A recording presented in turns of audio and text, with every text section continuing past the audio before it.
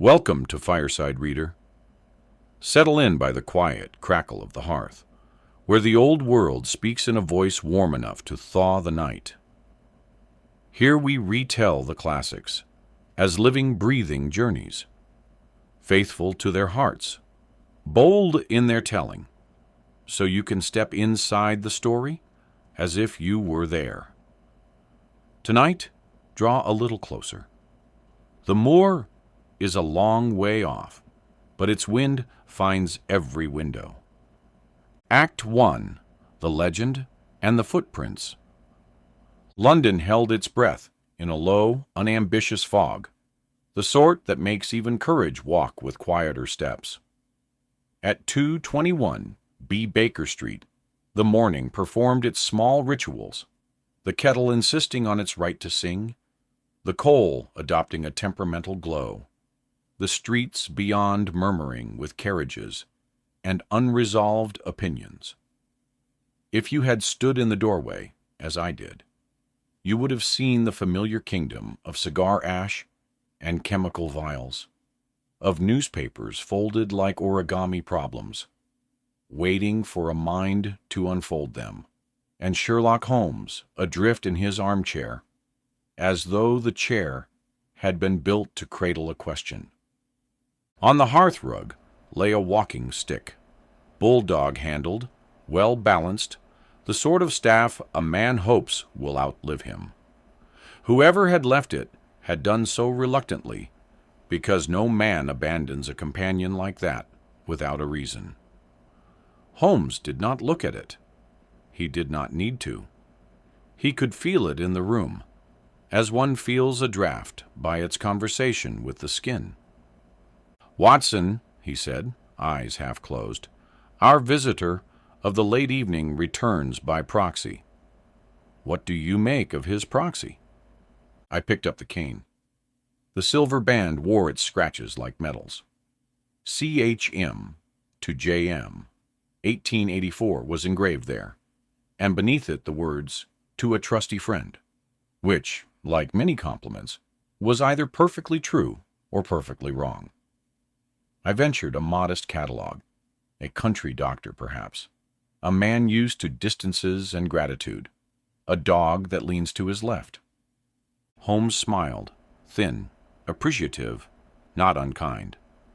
"Very good," he said, and then, as if unspooling a string already tied, he gave me the rest. The club that had gifted it, the weather the man most often walked in, the habit of tapping rather than leaning, the way a cane collects the map of a life in fewer lines than a face. A knock quickened the moment. Dr. Mortimer entered, tall, gentle in that scholastic way which makes every kindness feel like a footnote, thin-nosed and deeply apologetic to the air itself. He reclaimed the cane with gratitude and presented a paper with something of fear. "Mr. Holmes, I am dealing with a matter that is, if you will pardon the word, uncanny." Holmes motioned to a chair, as a general motions to a hill to be taken. Mortimer sat and folded his hands over his nervous heart. He told us the history of the Baskerville family, how its men wore their fortune like a borrowed coat, handsome, ill-fitting, and curiously heavy. He told us of Hugo Baskerville, wicked as thunder, who once gave chase to an innocent girl across the moor, as men of small souls sometimes love to hunt the very thing that flees them. The night, as night will, turned conspiracy. They found Hugo with his throat opened by a beast the size of blasphemy. And ever since, said the legend, a hound, no ordinary creature, but a sinner's echo given flesh, had haunted the Baskerville Moor. Legends are campfires we light against distance. Yet as Mortimer spoke, the room altered. Even the street's metallic rhythm seemed to lean in. Holmes listened with the attention he saves for lies and for orchids, curious, unseduced, hungry for the precise. I felt the chill all the same. For if science is a lantern, there are hours when the moor relishes wind. Then came the matter that had stolen the doctor's sleep, the death of Sir Charles Baskerville. He had been found at midnight within the yew alley of Baskerville Hall. No mark of violence, no peace upon his face either, only the contorted riddle of a heart betrayed by something it had seen. The gate at the far end, which Sir Charles never used, stood open to the moor, and in the soft earth beyond, the footprints, not of a man. "Of a large hound," Mortimer whispered, his voice trying not to disturb something it could not see. Holmes did not blink. "Natural or supernatural, Doctor, the moor owes us an explanation." He asked to see the post-mortem notes, Sir Charles's habits, his last hour's cigar stub, the whirls of ash in the tray, like maps of a storm. He asked what I had not thought to ask. When legends grow, who waters them? Who profits from their shade? The heir, we learned, had arrived from Canada, Sir Henry Baskerville, young enough to believe in mornings, stubborn enough to keep believing when they misbehave. Mortimer had come to ask advice. Should the baronet go to the Hall? Should he even walk in London, unaccompanied? Holmes's fingers made a cathedral beneath his chin. The city's fog pressed at the glass. A hansom rattled over a puddle, like a small applause. "It is a case," Holmes said at last, "with teeth and with theater. We will begin in London, where even devils hire cabs." Morning proved him correct in the way mornings often do. It brought a letter cut from newsprint, warning Sir Henry to keep away from the moor. The hotel mislaid one of the baronet's boots. A new one first, then, oddly, an old one the next day. A cabman with a face like a veiled threat was seen watching the hotel's doorway, then vanished into traffic with the unconcern of a man paid in confidence. We gathered these straws because we know how a fire begins, with enough straws and a breath. Holmes moved through the city as if London lived in his pocket. He trailed footsteps with his eyes, plucked truths from the air like bees from a hedge, and laughed once, softly, when a suspect thought to misplace a shoe in a city that never loses anything you truly need. Yet London's murk hid its secret well, and so the center of our map shifted from engines to moorland. The Baskerville coachman waited under a sky that had never met a straight line. I confessed that the first whiff of the moor felt like a memory of childhood fears. The sense that a landscape can have a face if you stare long enough. Baskerville Hall rose out of the afternoon like a caution. Its stones were high and obedient. Its windows had been taught to keep their counsel. The portraits along the gallery breathed their varnish at us, Baskervilles, whose eyes seemed to have conspired with time. I wrote that night in my journal, a soldier's habit, a physician's crutch, promising Holmes that I would be his outpost here, his disciplined observer. I promised myself nothing except that I would sleep, if I could. The moors themselves were a geography of silences. The Grimpen Mire lay to the north, patient and wide, with the modest cruelty of a thing that only does what it was made to do, swallow. Tors shouldered the sky. The wind taught the heather to bow without breaking. And somewhere, everywhere, the legend traveled faster than footsteps. I heard it first as a sound, a not sound, a suggestion in the throat of dusk. A farmhand crossed himself when the howl unstitched the horizon. Mrs. Barrymore wiped her eyes at a story I had not asked to hear. Mr. Barrymore kept his answers coiled, as if he feared a question might bite him.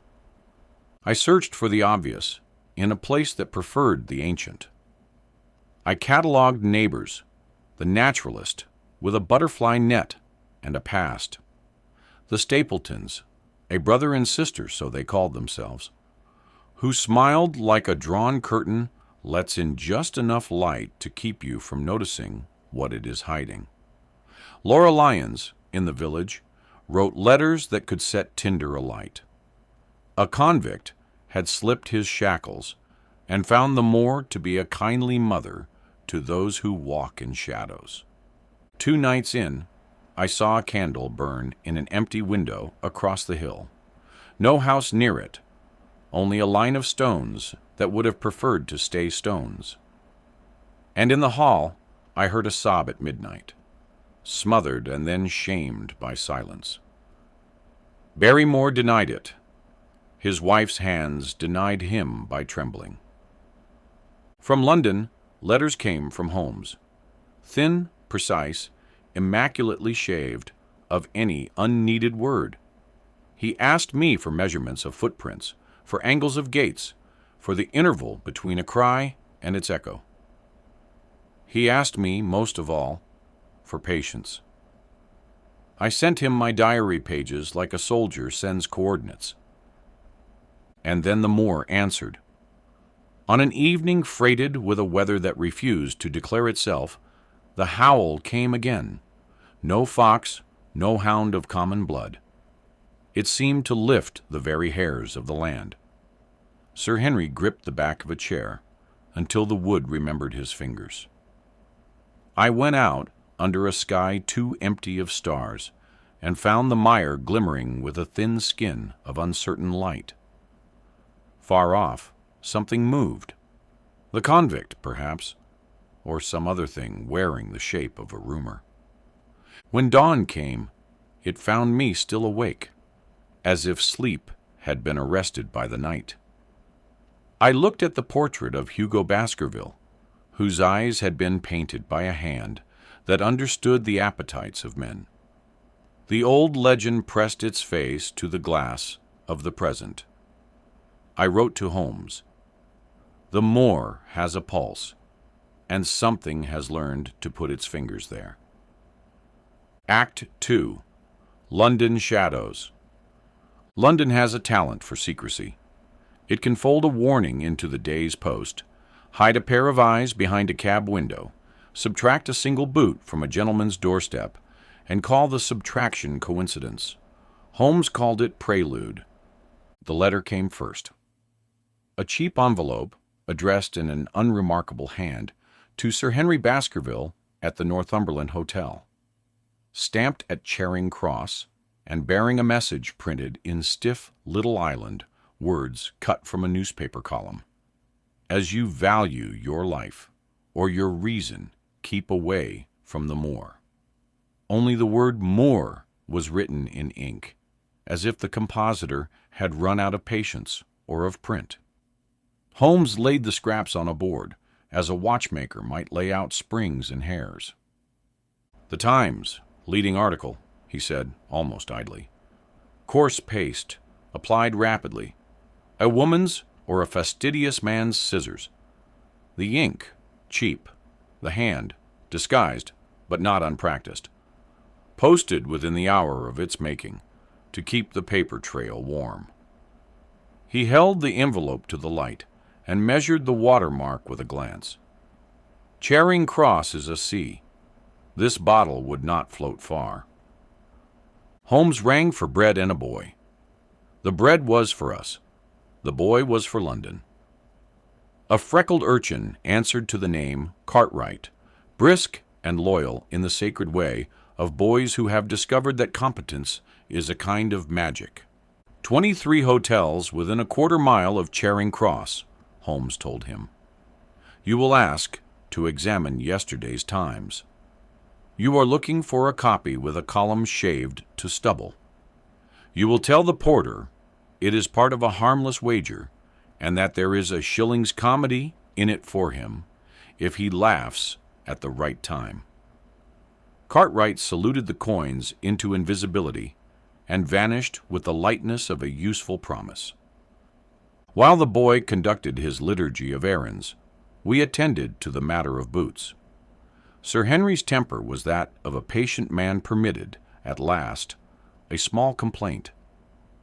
"First, a new brown boot disappears," he said, "and the next day it returns, as if it had only stepped out for air, only for my old black boot to go missing as a substitute. I begin to think London is building me a patchwork pair." Holmes's eyes brightened in that private way of his, which always meant the future was speaking to him. "New leather is mute," he murmured. "Old leather is a biography. If I wish to follow a gentleman across rough country, I should rather have his old boot than his new. New speaks of the shop. Old speaks of the man." We had not left the hotel when Mortimer, with the nervous conscience of a good man, confessed to a shadow that seemed to attach itself to us since the previous evening. A hansom had followed us from Baker Street, halted when we halted, moved when we moved, with the reserve of a spy who wants to be seen just enough to be believed in. We put it to the test. Holmes let us stroll.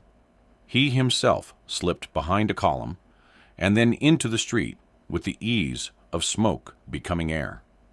I saw him angle toward the cab, and then, like a fish feeling the line, the cab sprang away, the driver lashing the horse into the traffic, where all carriages become one animal. Holmes returned with a smile that had sharpened itself on thwarted curiosity. "A man with a black beard," he said, "hat low, collar high. There is embroidery about the eyes that suggests intelligence, and sleep at odds with one another.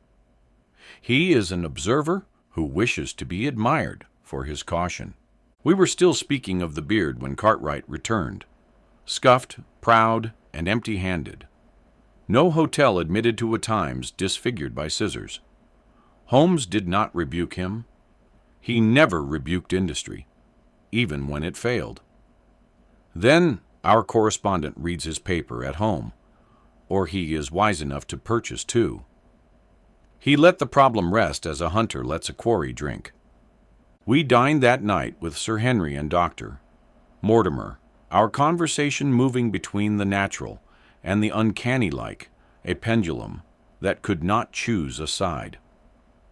Sir Henry spoke of going down to Baskerville Hall at once, of opening the windows, summoning the gardeners, and installing the ordinary business of daylight so firmly that no legend could enter without first wiping its feet. Holmes listened to the courage with respect, and then hedged it with conditions. "You will not walk the moor alone," he said. "You will keep to the paths and to the hours when the sun can be persuaded to argue on your behalf.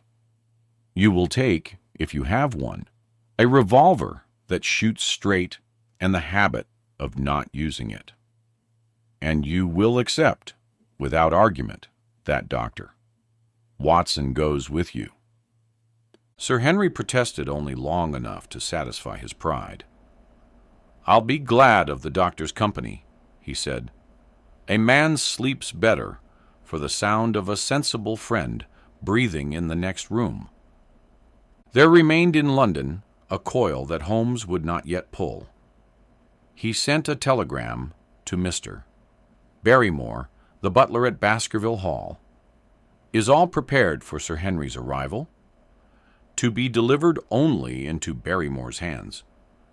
The reply came back that the message had been received, but not by Barrymore. It had been signed for by Mrs. Barrymore, who offered that her husband was very much at the Hall and presently engaged. Holmes accepted the ambiguity as one accepts weather. "We shall verify with our eyes," he said, "which is Holmes, for I do not trust what I cannot cross-examine." The Northumberland Hotel yielded one more small stone for our sling. The boot, the old black one, did not reappear. The new brown pair stood reunited and sulked in the corner, innocent as choir boys who have successfully lied. Holmes prodded the absence as if it might confess to a larger crime. Whoever takes a man's scent from his oldest shoe is not thinking of fashion, he said. He is thinking of pursuit. Morning brought us the cabman, by invitation. A coin had been persuaded to change hands twice, and so we had the driver, who had been paid to shadow us. He was a square fellow with a cockney candor. "Name of your fare?" Holmes asked. "Why, Sherlock Holmes, sir," said the cabman with relish. "Gave it hisself. Said as how he'd pay me well to keep after a pair of gents that didn't need to know they was kept after." Holmes laughed, a single bright sound like a glass tapped with a thumbnail. He enjoyed being anticipated, even when it was by a scoundrel. "Did he give you a destination?" "Only Baker Street at the first, and then wherever you and the doctor went." "Black beard on him, and a voice like a man that knows when he's being listened to." "We let the man go richer than when he came, for information does not grow on pavements." Holmes stood at the window afterward and drew with his finger on the fog that had gathered there. A line for a street, a square for a hotel, a circle for the moors that were not yet under our shoes, but already under our case. "Someone," he said, "wishes Sir Henry harm, yet wishes it to look like fate. Someone knows our movements, yet remains just beyond our reach. He has read the legend and would marry it to science, the most dangerous of couples, when invited to the altar of crime." He paced, then stopped. The decision resolved itself on his face. "I do not go down with you tomorrow," he said. "There is a thread here that belongs to London, and to London I will trust it. But the weight of our case shifts to Dartmoor. Watson, you will write me daily, with facts, with trifles, with the shape of the wind if you can trap it. Men have been hanged for want of a trifle that another man failed to send by post." The train out of Paddington was appointed for the following noon. I spent the morning in that familiar ritual of packing which is half inventory and half superstition. Holmes watched me with the look a chess player gives a knight he is about to dispatch to an exposed square. "Your service revolver," he said. "Do not parade it. Do not forget it." And this, he handed me a small oiled packet. "For the Moor, a lamp that does not break when dropped, and a whistle that a man can hear in a high wind." Sir Henry arrived at Baker Street for our final council, with a face that had exchanged its city pallor for a kind of resolve. He had slept ill. Courage, like other muscles, sometimes aches after its first use. Holmes gave him the rules again, in fewer words. Sir Henry nodded, as men nod when they have already decided to obey. We took our leave as the clock wrote noon in steam across the station glass. Holmes stood on the platform with his long hands in his coat pockets, looking less like a man left behind than like a man already at the next move. As the carriage lurched and the city began to slide backward into its own fog, I saw, only for a moment, another figure at the far end of the platform, bearded, hat brim low, gaze unblinking on our window. Whether it was the same watcher or another of his kind, I could not, at that distance, swear. But the sight traveled with us like unseen luggage. Act 3, The Moor and its Silences. The train carried us into a country that prefers to speak with wind. By the time we reached Grimpen, the hedges had thinned to threads, and the earth had learned to keep its secrets under bracken. A trap waited, 2 horses with the patience of priests, and in it the last of London, rattled out of us, while the Moor climbed the horizon like a thought one cannot quite dismiss. Baskerville Hall received us with a dignity that did not care to be friendly. Its stones were the color of old decisions. The great yew alley ran on like a sentence with an unforgiving clause. The portraits within had their own weather. Barrymore, the butler, came forward with the expression of a man who knows every voice his house makes and does not welcome new ones.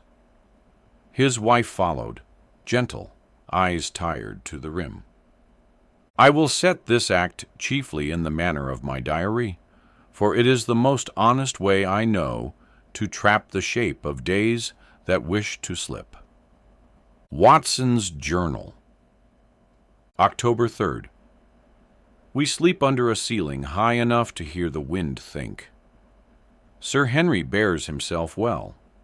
He jokes at dinner, as brave men do when they do not want others to carry their fear for them. The Barrymores move through their duties without waste. Yet at midnight I heard a sound. Not a step, not a door, but a sob strained down to its thinnest thread. It traveled the corridor as if it had learned the route by heart. I took my candle, opened the door to darkness that knew me by my small light, and listened. The sound ceased as if embarrassed by discovery. In the morning, Barrymore denied it, with a dignity that made me ashamed to have asked. His wife's hands told another story. They could not hold a cup without confessing. October 4th. The Moor is a study in restraint and menace. Grimpen Mire lies to the north, deceptive, wide, a skin of grass over a hunger. We are warned against it, as one warns children against fires that look like games. To the west, shoulder the sky. Merripit House, the dwelling of the Stapletons, sits among reeds and butterflies, as if nature had forgiven it its angles. We met Mr. Stapleton today, a naturalist by profession, quick of step, with a butterfly net and a voice eager to show you how many names the world has for its smaller lives. He spoke of the legend with scholarly detachment, as if superstition were a moth to be pinned and labeled. His sister, Miss Beryl Stapleton, joined us. Dark eyes, poised like a violin that has decided when it will be played. She separated me from Sir Henry with a courtesy that felt like urgency in polite clothing. When we were alone upon the path, she said, low and level, "Doctor, Watson, take Sir Henry back to London. Do not let him set foot upon the moor after dark. Promise me I asked her reason." She offered none I could print. "There are things that do not bear daylight," she said. Then, as Sir Henry approached again, she smiled as if we had only been discussing butterflies. Later, she contrived to meet me once more, and, mistaking me for Sir Henry, spoke with heat. "Go back! Go back while there is yet time." When I corrected her error, fear and anger met in her face. Fear for someone, anger at herself for showing it. October 5th. We have a neighbor, Mr. Franklin of Laughter Hall, a red-faced gentleman whose principal occupation is the law taken as a sport. He is at war with half the parish and in treaty with the other half. He possessed a telescope on his roof with which he sweeps the moor for trespassers, stars, and stories. He offered us brandy and a lecture, both of which burned. The howl came tonight. It did not ask permission of the sky. It began low and climbed the back of the night until the window panes had something to tell each other. Sir Henry paled, then steadied. "It is a sound," he said. "It can abide a man." His courage did him credit. My spine disagreed. October 6th. The mystery of the midnight sob ripened. I took up a post in the corridor, lamp-shaded, and became a piece of furniture with ears. Near 1 o'clock, a light moved within the butler's chamber, a small shielded candle. It slid along the wall toward the north wing like a thought one does not confess. I followed at a distance. At the window that overlooks the moor, the light paused, lifted, and flashed twice, no more than a heartbeat apart. Then darkness. I woke Sir Henry. We confronted Barrymore together. He stood bare-throated in our lamp, the candle guilty in his hand. For a long second, I thought him capable of any sin the house might require. Then I saw behind the fear something more benign, loyalty gone secret. "The signal," I said. "To whom?" His wife came between us with the authority sorrow sometimes confers. "To my brother, sirs," she said, "to Selden, the convict. He is starving on the moor. Will you let a man starve if you can help it?" The shock rearranged the furniture of the room. Selden, escaped from Princetown, had made the moor his mother. The Barrymores, bound by blood, had been leaving food for him by the old stone huts near the mire, signaling him when the coast was clear. Whatever else we suspected, murder did not live in those faces. We took pity for our counselor and made a compact. The convict would be helped to leave England at once. Until then, the signals would cease. Yet law and pity have always slept poorly in the same bed. Sir Henry insisted we try to capture him that very night, not for the punishment, he said, but for the safety of the parish. So it was that, under a moon too thin to be useful, we went out upon the moor. 2 gentlemen, one with a revolver, one with a stick, both with more resolve than prudence.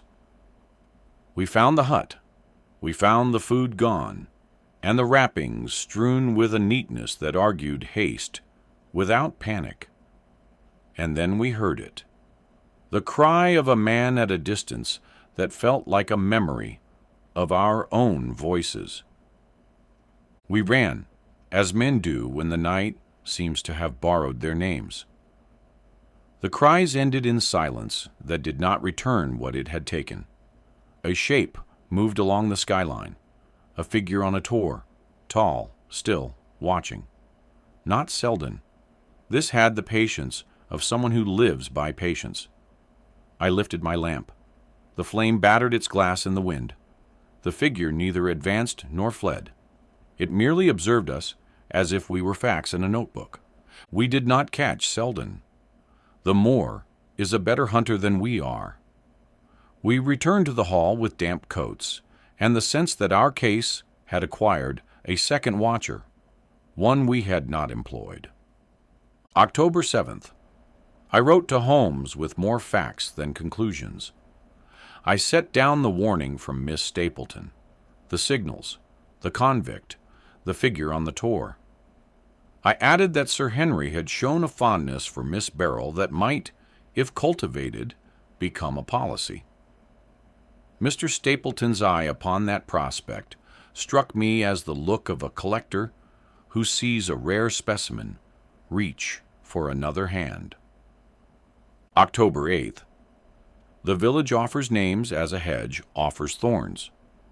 One such name is Laura Lyons, a woman with letters to write and a husband to lose. She lives in Coombe Tracy and is the daughter of Mr. Frankland, who will not forgive her for marrying too soon and repenting too late. I learn by those threads that she has recently begged for help from a gentleman to escape her plight. Her name appears where it should not. In muted corners of our conversations about the night Sir Charles died, I obtained a note hinting that she had made an appointment to meet Sir Charles at the Yew Gate on the evening of his death, then did not go. That absence, if true, is a presence we must reckon with. I shall call upon her. October 9th. The moor repeats itself in different languages. I went again to the stone huts, this time by day. One hut had been lived in with a soldier's frugality. Ashes warm, bones clean, a blanket folded to deceive the eye into thinking it has seen a bed. Upon a flat stone lay the clearest confession a man like me could hope for. A scrap of paper, and on it, in a hand I did not know, the words "Doctor." Watson followed by a correct account of my movements for the past 3 days. I admit to a moment of anger at being observed so expertly in a place where I had thought myself the observer. But anger is a poor guest on the moor. It asks for warmth and gives none.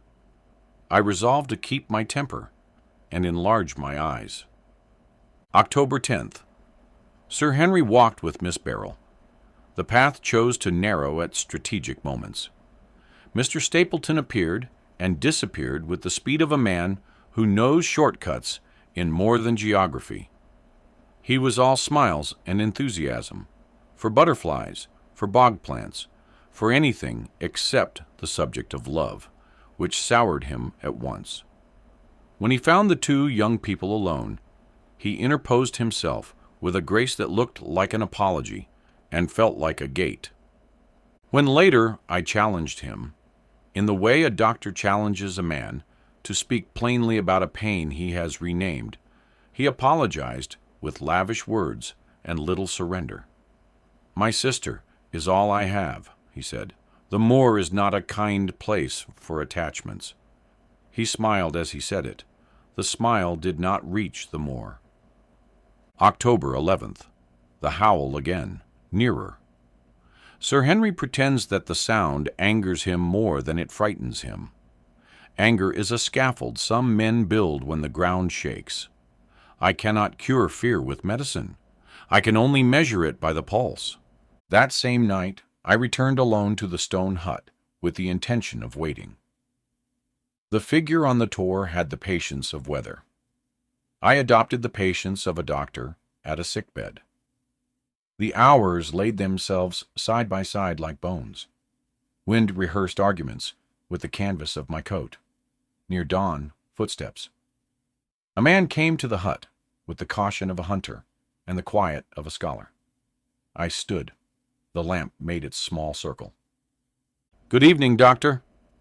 "Watson," he said, as if we had just met on Baker Street and not at the edge of the world. He smiled in a way that reorganized the entire case in my mind. I will not write his name here, not yet, for though my diary is honest, it is also an act in a story that wishes to keep its tension. Let it be enough to say that the second watcher was a friend, and that the game played upon the moor had more players than I had counted. He had been living out there deliberately, gathering threads, letting others tie knots with their own hands.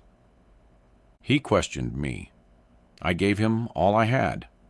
He gave me little and everything, the assurance that we were not being led by a ghost, and the warning that the night would shortly demand proof of what the day would only whisper.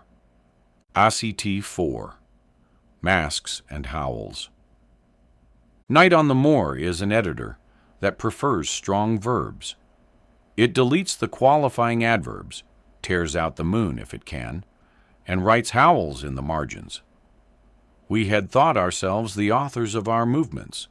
The Moor reminded us we were characters. The second watcher revealed himself fully in the dawn's gray mercy.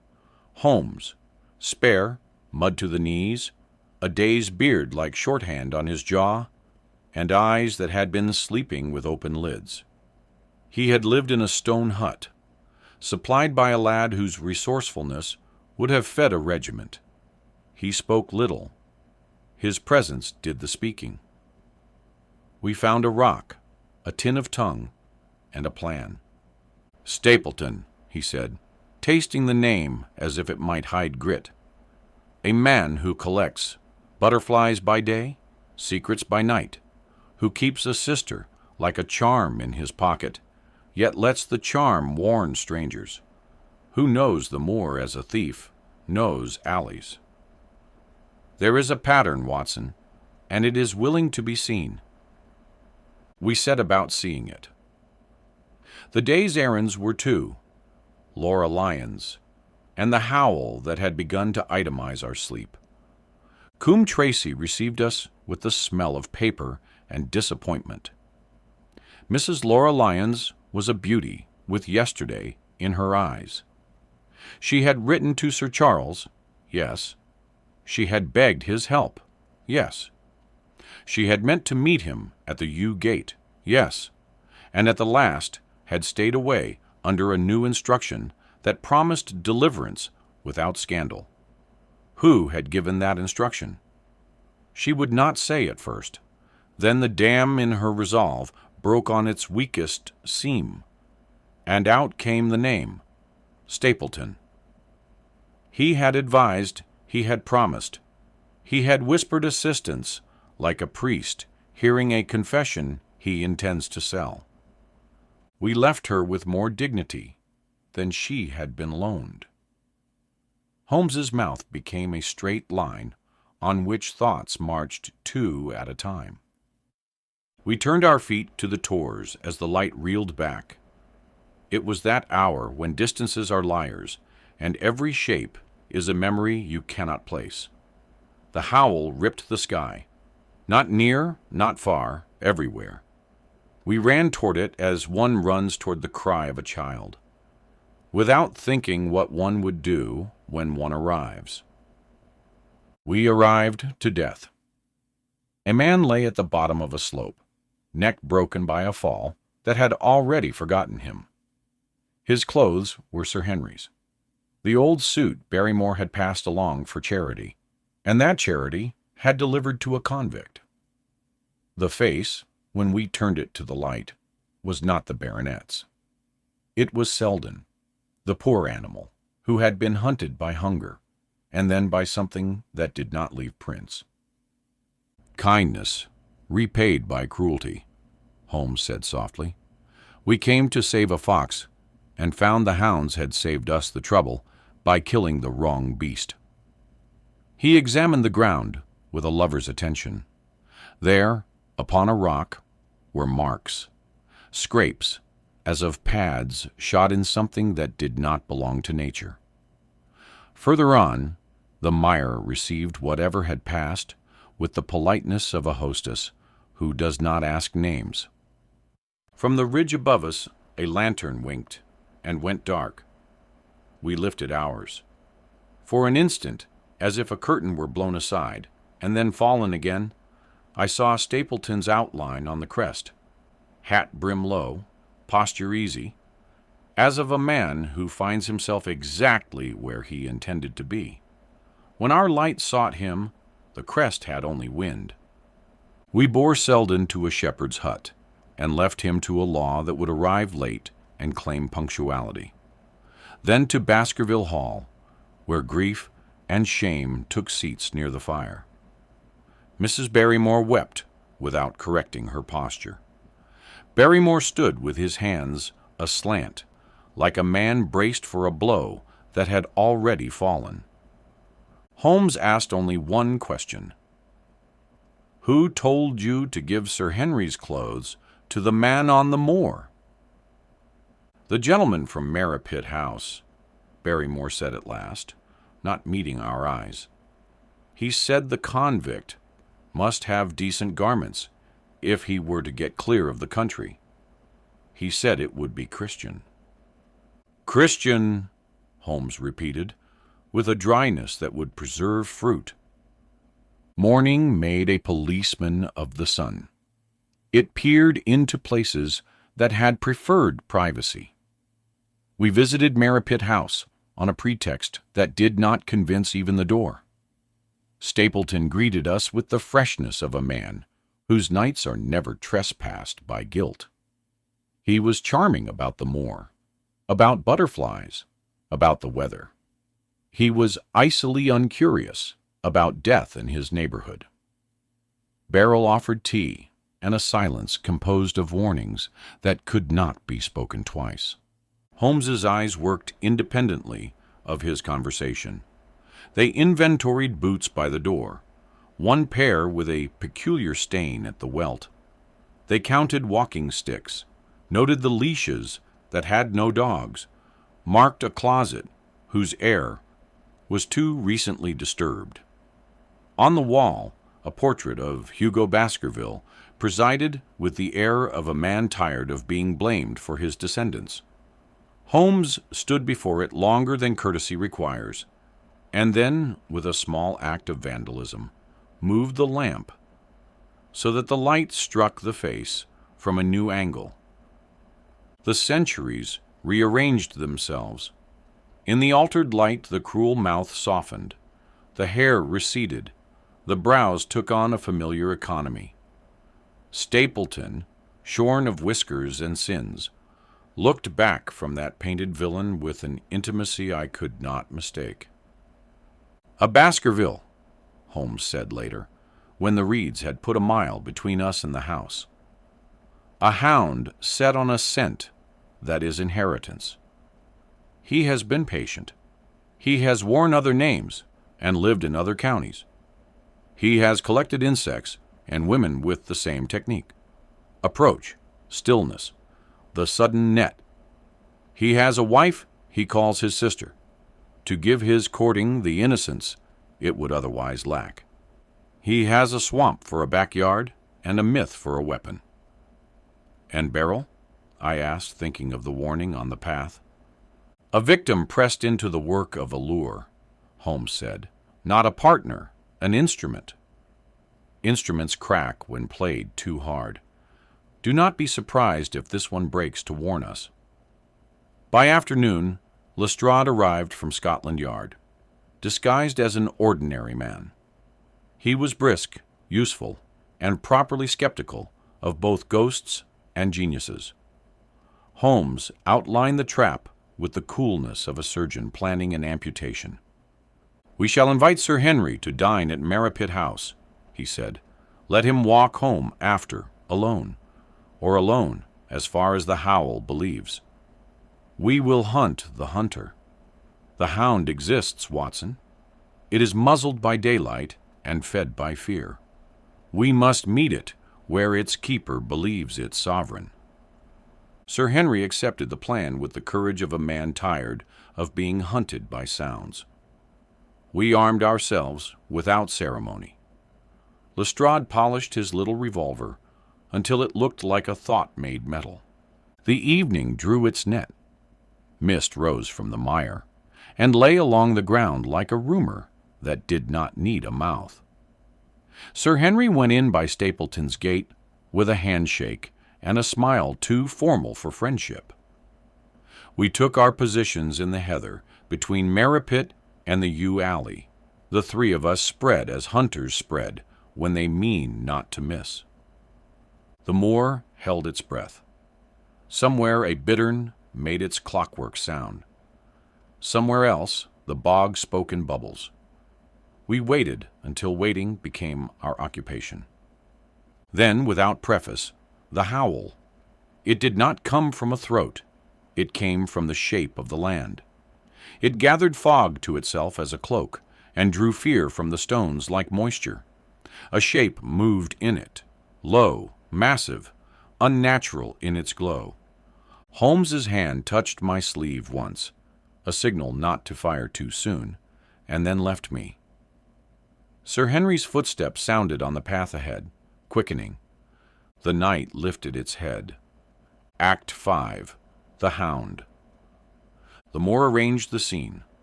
Fog for curtains, heather for audience, a path as narrow as a sentence just before its verb. Sir Henry's footsteps wrote themselves ahead of us, brave, a little quick, undecided about their courage. We followed with our breaths folded in our throats. Somewhere behind, Lestrade moved with the humility of a practical man among myths he had not ordered. The howl came again, no longer everywhere, but here. It lifted the fog as a bell lifts birds and drove a handful of horses to stamp at their stalls a mile away. Out of that sound, out of that cloth of mist, the shape took its form. Low, broad-chested, eyes burning like fallen coals, jaws wet with a shine that did not belong to any honest animal. The hound, and not a fable, but a thing made. Sir Henry stopped as a man stops before a confession. For the space of a heartbeat, he was a portrait in Fear's museum. Then the hound charged. "Now, Watson!" Holmes's hand cut the fog, and I fired. Lestrade fired. Holmes fired last, the shot of a man who waits for the line between pity and necessity. The first bullet turned the beast. The second made it falter. The third, Holmes's, took it clean through the throat. It stumbled, tore the heather, and went to the ground with a sound like a boot pulled from mud. Up close, the revelation stung the eyes. Its head and muzzle were smeared with phosphorus, the crude hell glow that turns fear into theology. The smell was choking, and the teeth were no legend at all. Sir Henry swayed and caught himself with pride. The hound had not bitten him, but terror does its own surgery.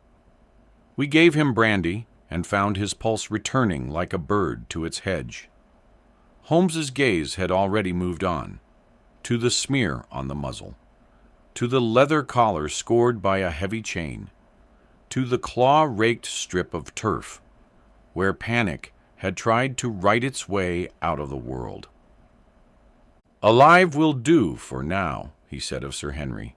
"The dead will keep." We crossed the moor to Merripit House. It received us like a liar who had run out of lies. A lamp guttered, a chair lay on its back, a woman's scarf trailed on the floor, like a sentence left unfinished. We found her bound and gagged in a back room where the dark had knotted itself. Lestrade cut the cords with the brisk mercy of a man who has once been late and learned to hate the memory. She swayed, then stood as if the spine itself were an oath. "You are Mrs.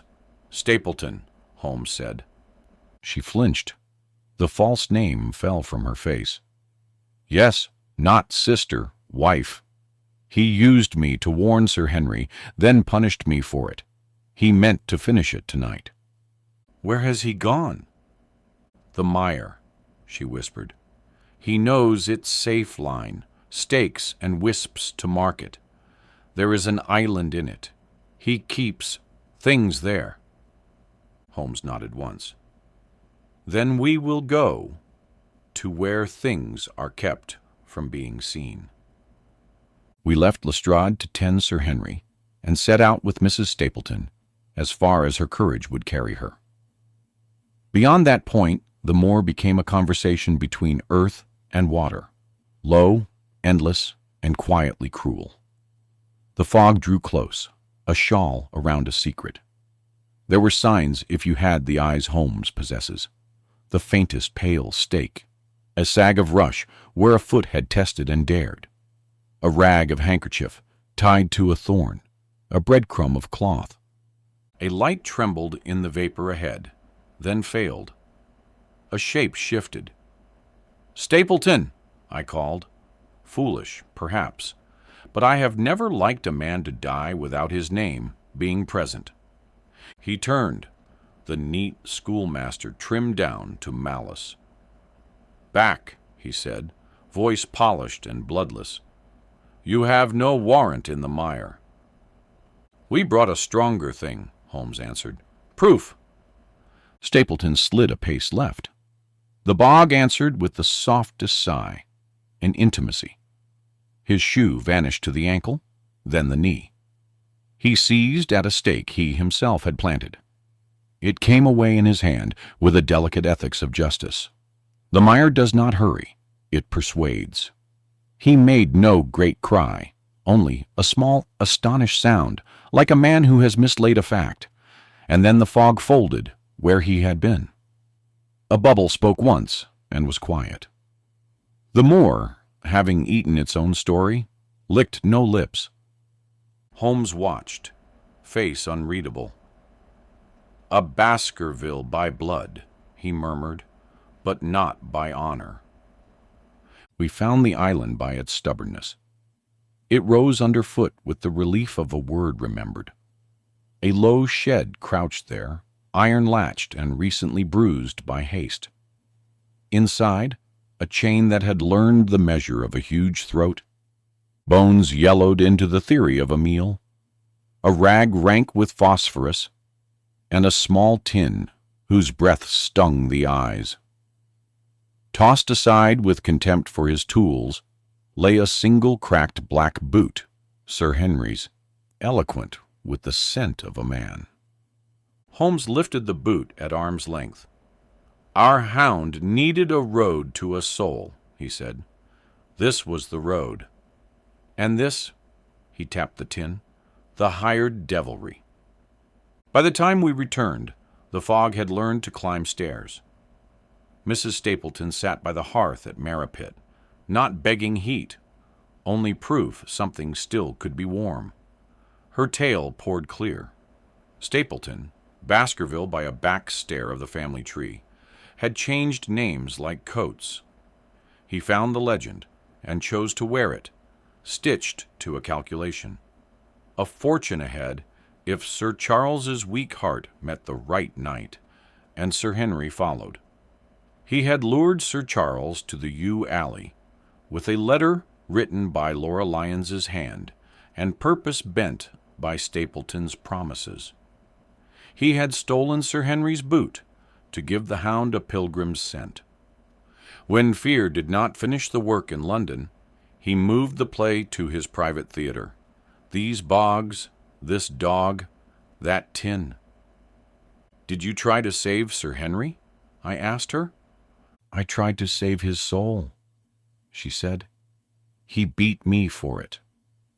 Sir Henry slept at last with the living hush of a man whose nerves had been shorn and tied again. We waited out the remainder of the night in a stillness that belonged to the moor as much as to the house. In the gray that is not quite morning, Lestrade took the remains of the beast and the remains of the man's plans into his keeping. The law loves documents, but it honors sights and smells when it must. In Baker Street, a week later, the fog of the moor had burned down to London smoke. Holmes sat opposite me, long fingers steepled, the case laid out like a chessboard, with the kings removed. "You have the shape," he said, "but let us ink the lines." And he did. Stapleton's genealogy, unearthed by a parish register and the face of a man, ran back to the wild portrait of Hugo Baskerville that hung in the hall. Observe the mouth, Watson, and the eye beneath the brow, line for line. "Blood is an archivist," Holmes said. "Before Devon, there had been a school in the north, and before that, a South American sojourn. Butterflies had financed a new name and an old purpose.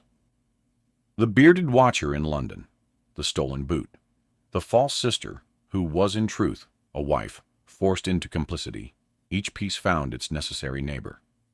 Sir Charles's death, terror first, the heart following. Sir Henry's scheduled end, the same theater, a brighter paint. As for the phosphorus," he continued, "you saw how poorly the devil serves those who hire him. It glows, it stinks, and it rots. But it is enough at midnight for a fearful man with a family curse for a mirror." He paused only once to strike a match, and even that seemed like a diagram. "And Stapleton?" I asked. "The Moor has him," Holmes said. "It keeps what it takes. We have the dog, the tin, the chain, the boot, the wife, the letters. A jury prefers a living villain, but it will hang a story if the nails are true." "What of Sir Henry?" "Sea air," said Holmes. "Quiet. Time. He has looked at a painted hell and found it peeling at the edges. He will be himself again. He stood, crossed to the window, and watched London pass beneath, like a tide that had learned punctuality. Behind him, the fire muttered, a small civilized echo of the Moor. "Watson," he said at last, turning with that quick light in his eye, "we have killed a legend, which is a dangerous animal, and spared a man, which is a useful one. On balance, a tolerable night's work." There came a rap at the door, urgent, economical. Mrs. Hudson's step. Another envelope slid into the room, like a card beneath a wager. Holmes's smile sharpened. He tossed me my hat with the careless accuracy of a conjurer returning a dove. "Pack your revolver," he said. "The Baskerville curse is concluded." He was already in the hall when he added, almost cheerfully, "The game's afoot." You've been listening to Fireside Reader.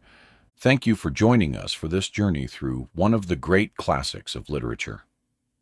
If you enjoyed this story, please consider subscribing and returning for more timeless tales, told with care and depth. Until next time, may the words stay with you, and may the fire of storytelling never fade.